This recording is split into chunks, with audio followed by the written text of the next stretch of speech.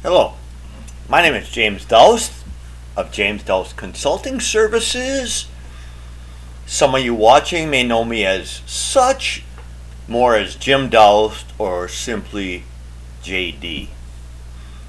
Others may not know me at all, including those that have stumbled on this video I have posted to YouTube. My experience with CAD, computer-aided design, is over 30 years, including multiple CAD systems, specializing though over the last 18 years in NX, UG, whatever you want to call it, and also NX MoldWizard standard parts development and company implementation.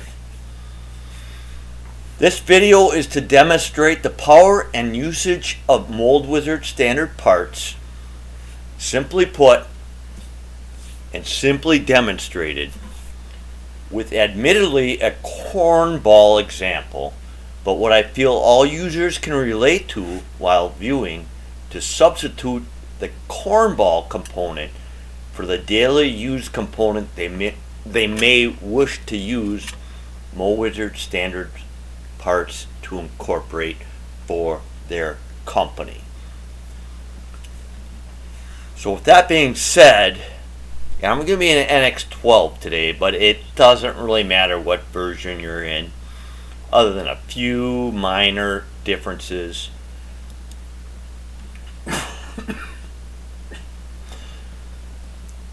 So right now I have a blank part open, and I'm going to click on the icon, the MoldWizard standard part library, and this is a library component I've made. So let's say one of your users is hungry today. You go through the drive-through and one of your users is hungry. He wants a burger. Now MoldWizard standard part allows you to build components and give the users choice of what that component is and give you control of all the options. So right now I'm just going to say this user drives up to the drive-through window. He doesn't care about anything. All he cares about is getting a burger when he drives up to the window after he makes his order at the microphone.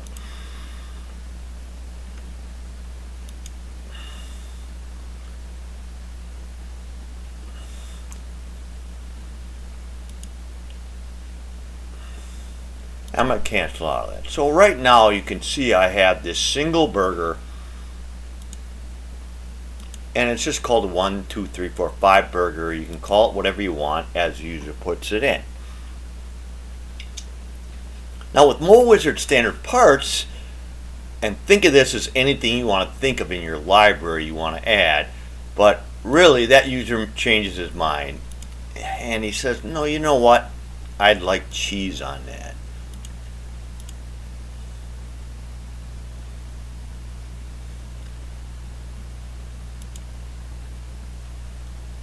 Changing his mind once again, and he says, no, wait, I want a double burger.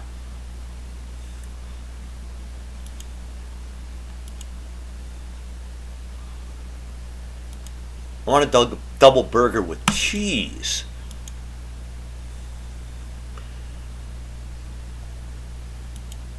And finally, all these choices you have, and these are built in a spreadsheet in the MoldWizard magic, a way of doing it. But right now there are 5 options on this component, which you can customize any way you want. But right now I have built into this 5 different components. So now you got the big jack.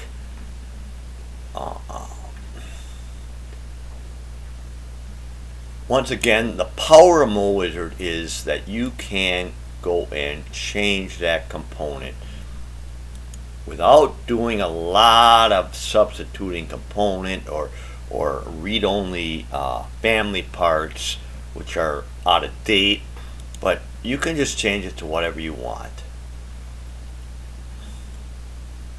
Now I'm going to pretend that there's an assembly. One guy went out with an order to order everything for the department. One of your designers has to go out and order everything for 9 different designers, 9 objects. He pulls up to the drive-through window, and as you can see here, there's a couple big jacks, a single cheese,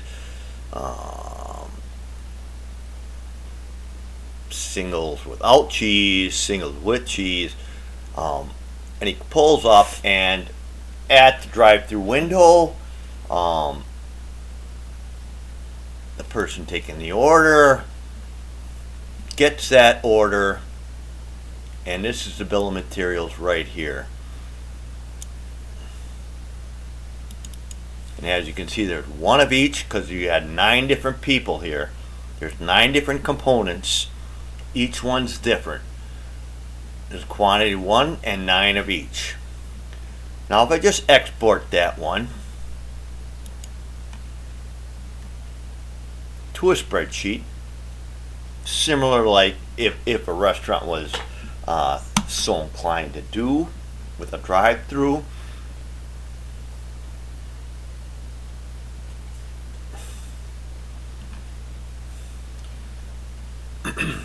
What you're going to see here is a fully automated spreadsheet that fills in all the information, which are these highlighted cells, automatically. And admittedly, this is a spreadsheet for a tool and die shop, so it's going to have some information here that's irrelevant in this example, but I'm using it. Now notice it says 1 of each, and single burger, Big Jack, another single burger, a double burger with cheese. There's just 1 of each. Now, so your restaurant employees get this, and they're going to be like, just tells your whole order. What's part of the magic of NX is I can get out of that, cancel that, and I'm going to say, hey, just combine all the burgers that are the same. That's all the restaurant people care about. They don't want to know 9 different options. They want to know how many of each they want.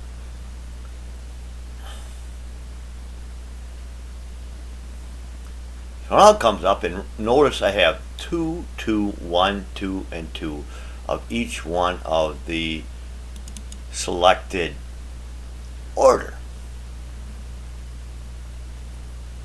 So what MoldWizard did was it said, hey, find all this item right here, combine that, don't care about who ordered what, because it's only one order. There's only one person ordering, and he's paying in full.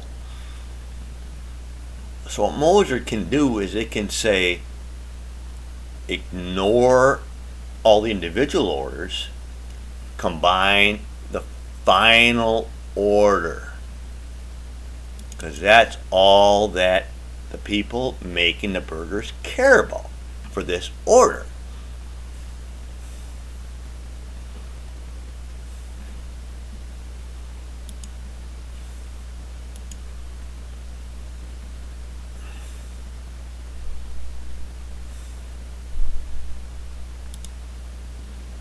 And with MoldWizard, anytime the order changes,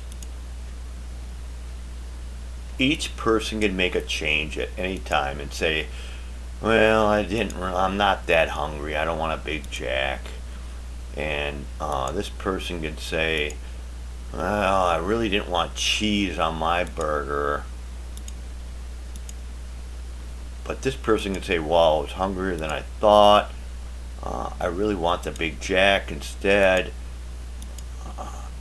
And as you know, if you've ordered any kind of burgers or food for people, what's going to happen is that list is going to evolve with people changing their minds. But MoldWizard doesn't care about that when it comes to the final bill of materials, which I'm going to show you again.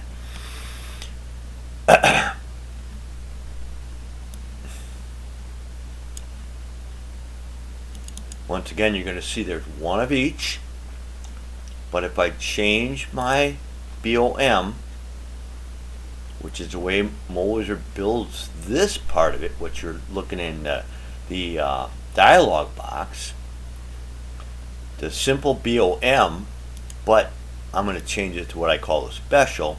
It combines everything that's similar in this column to only show how many of each burger that is ordered. And if I export the spreadsheet, once again, it's going to automatically fill in all the header information.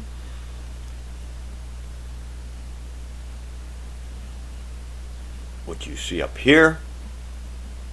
And that's this cell, this cell, this cell, this cell, and these two. It's going to give me the date when I released it, and it's going to give me simply the amount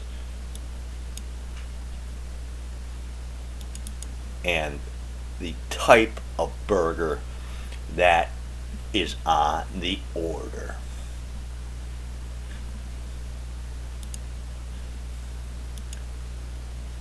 Now, as I stated, this is a cornball example, but it is no different than if any of your design users want to put in a half 13 by 2 inch long socketed cap screw and they change it to a half 13 by 3 inch long cap screw, or they want to put in a hex screw, or they want to put in a flathead cap screw, or they want to put in any type of assembly you can think of. Anything can be a MoldWizard standard part, and anything can have a spreadsheet or multiple spreadsheets attached to it, and those spreadsheets can be linked across different components to build the magic that MoldWizard does.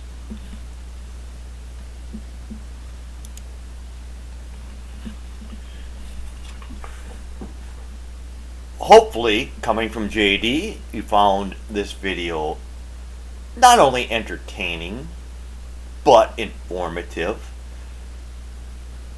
and insightful. If so, keep tuned to my my YouTube site for future videos. Thank you very much.